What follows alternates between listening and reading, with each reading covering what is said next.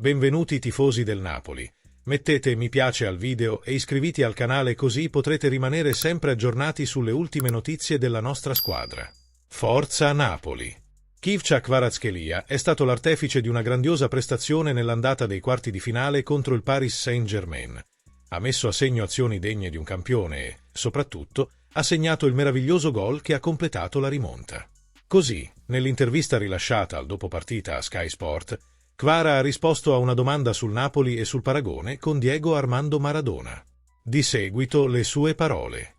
Un gol alla Maradona. La visita al Murales prima di lasciare Napoli ti ha ispirato?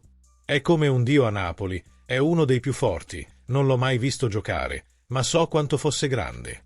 Lo adoro, ero napoletano a Napoli e, come tutti i napoletani, gli volevo bene. Soddisfatto dell'obiettivo? Sono contento, ma la cosa più importante è la vittoria della squadra.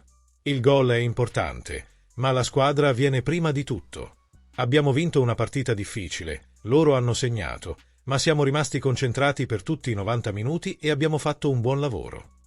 Come ti trovi con Luis Enrique? Mi trovo bene con Luis Enrique, ma la posizione non conta. L'importante è scendere in campo con gioia e dare il massimo.